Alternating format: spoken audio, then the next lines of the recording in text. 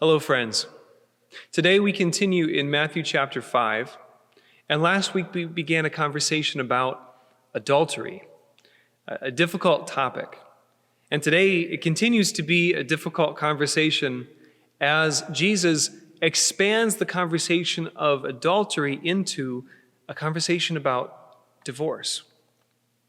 And before we just launch into some abstract conversation about the theology of marriage or divorce, as if it's just this abstract study, I can't help but think that this is something that is a painful topic for many of us.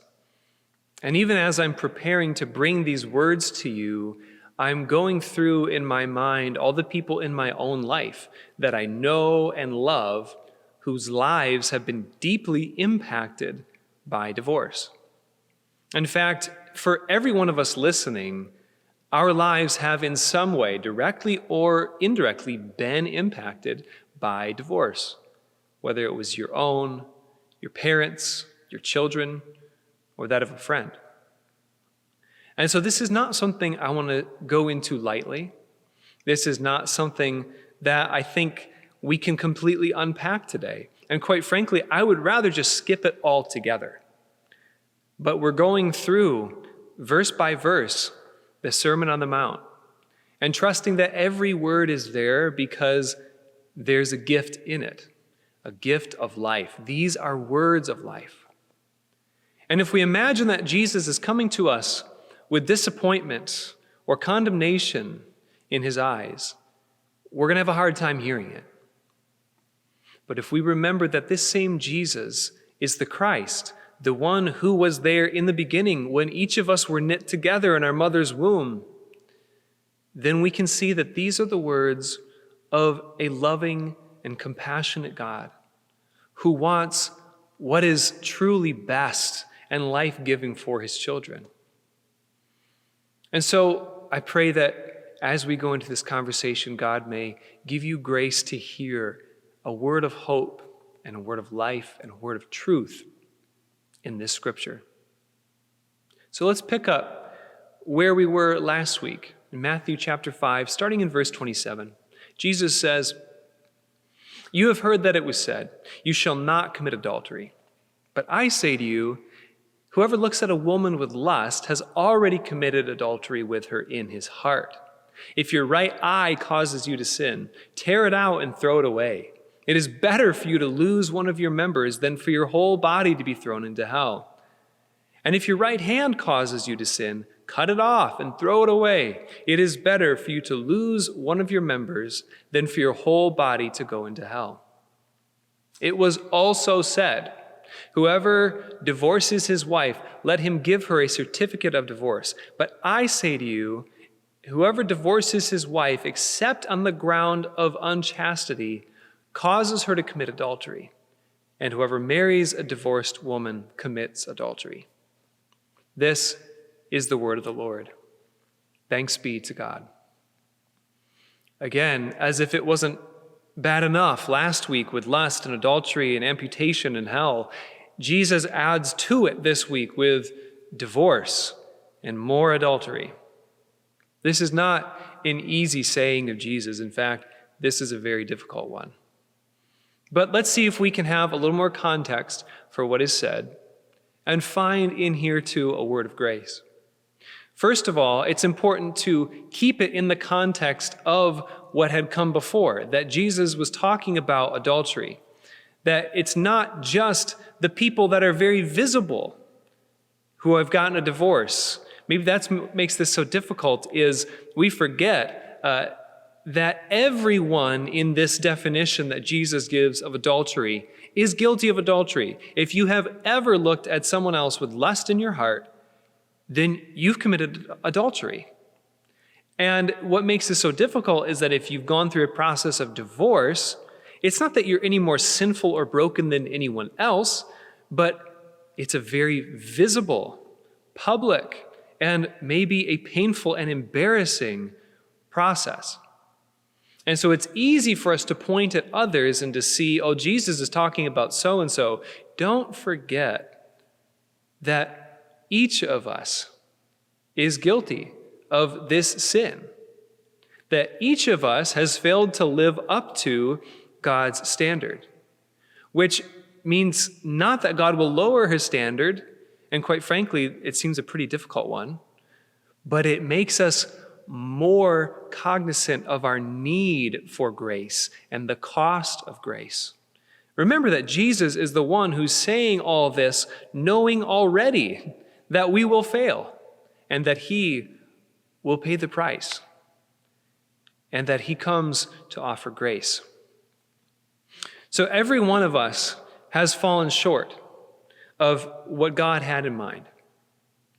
And every one of us is in need of grace. Second, to provide a little bit of historical context, Jesus cites Deuteronomy 24 when he says, "You have heard that it was said, 'Whoever divorces his wife, let him give her a certificate of divorce.'" In Deuteronomy 24, verse 1, this is from the law of Moses.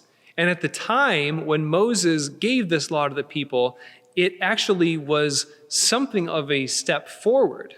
Before, a man could simply dismiss his wife, and she had no power, and then she's been divorced, and no one else would want to have anything to do with her.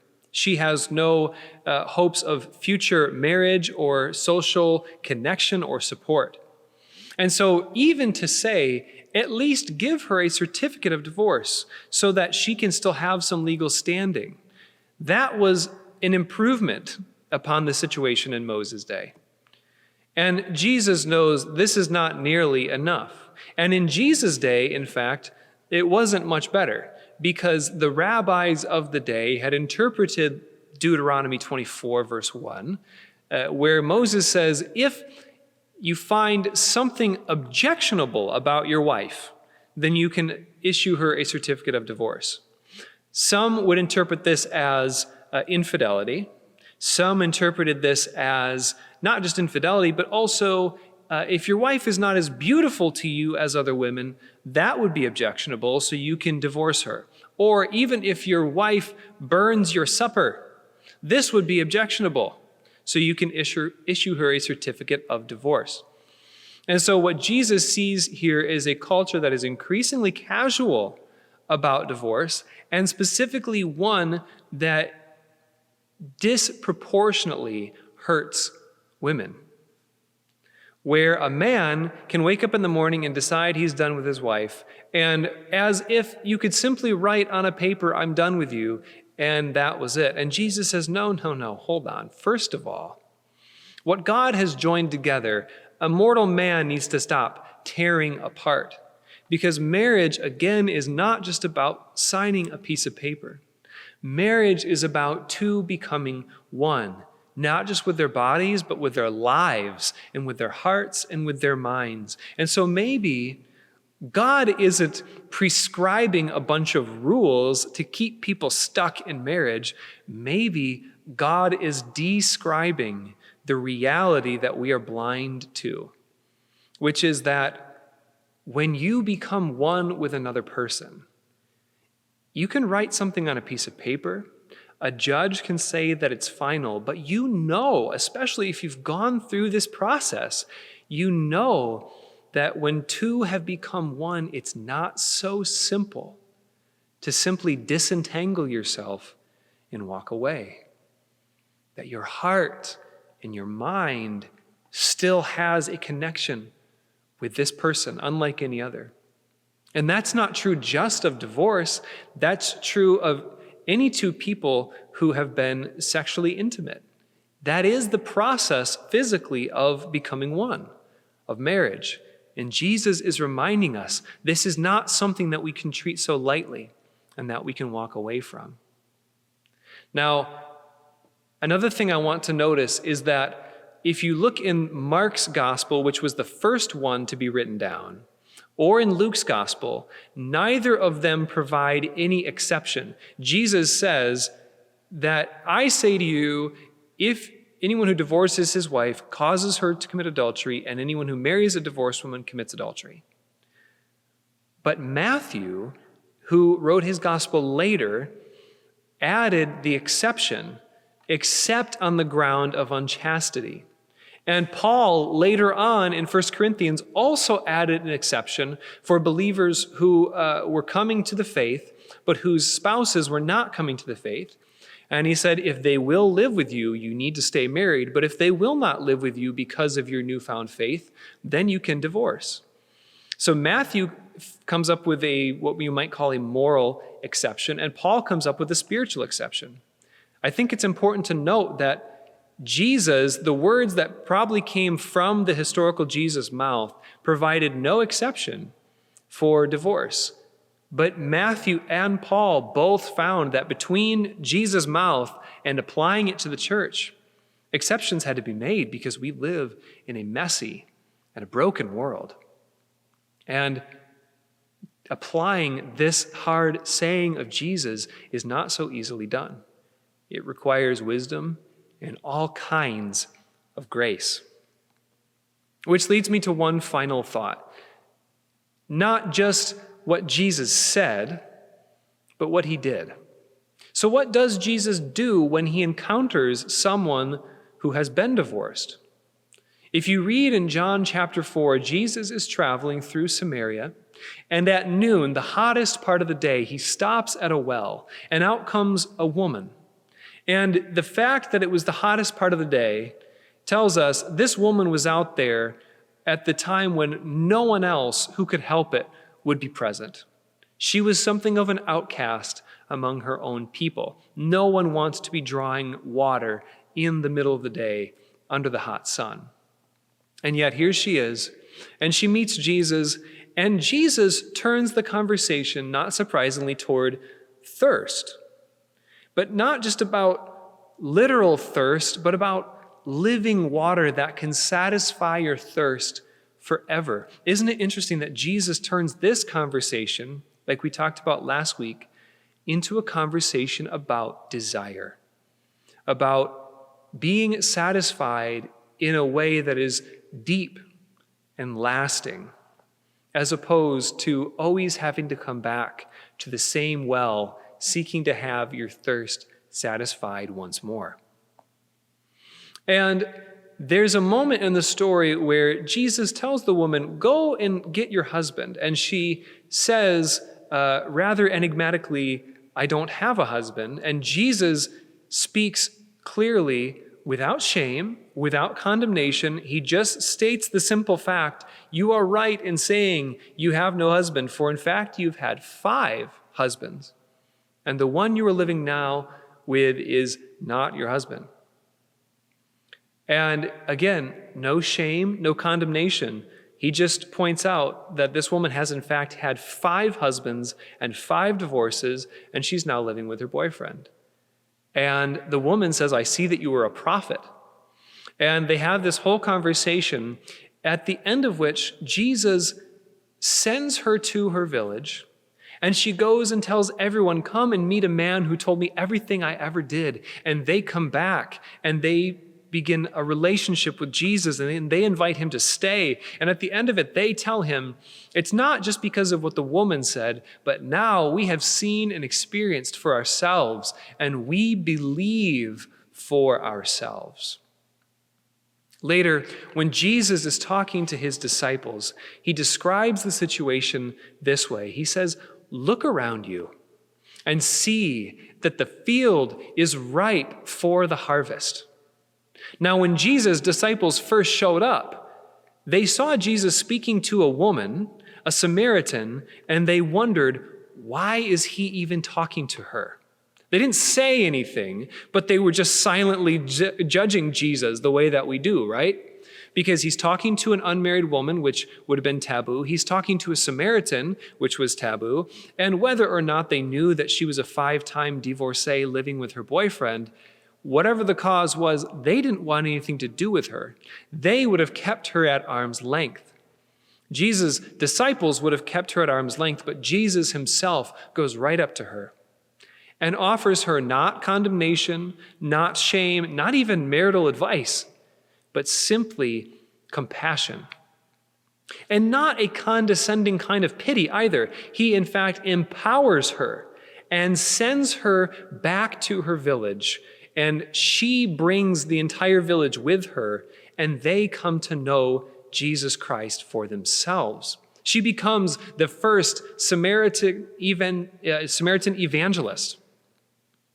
Isn't it interesting that Jesus didn't pick the family with 3 kids in a minivan to be his witnesses in Samaria? Isn't it interesting he didn't pick the religious leadership to be his witnesses in Samaria? He chose this woman who was an outcast, who'd been through 5 divorces, is now living with her boyfriend.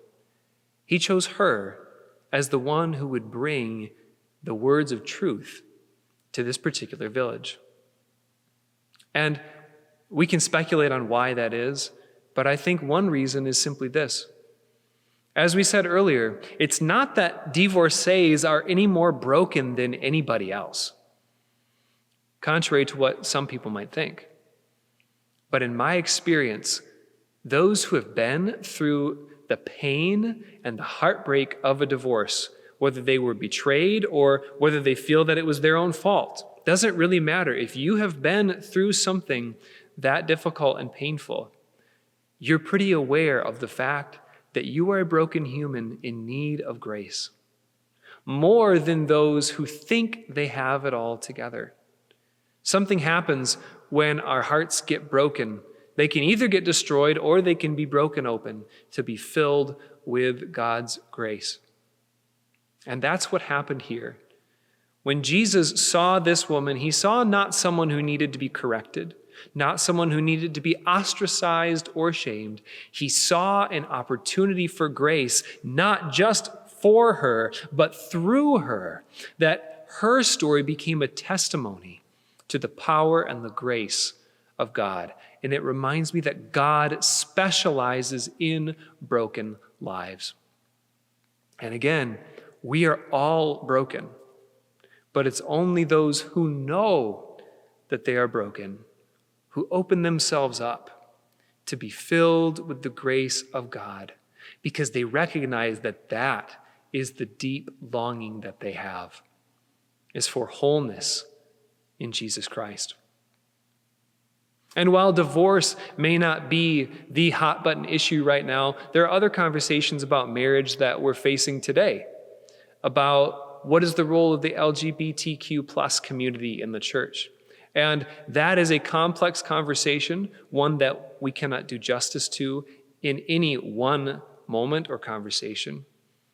But it makes me wonder what would happen if we saw not a problem, not a person to keep at arm's length, but we saw an opportunity for grace. We saw a field that is just ripe for the harvest. That the groups of people that the church tends to push away are really one of the greatest potential opportunities for the grace and the gospel of our Lord Jesus Christ to go and to do new things, to bring people in to the family of God so that they would say for themselves, we have seen and experienced for ourselves that this is the Christ. In the name of the Father, and of the Son, and of the Holy Spirit, amen.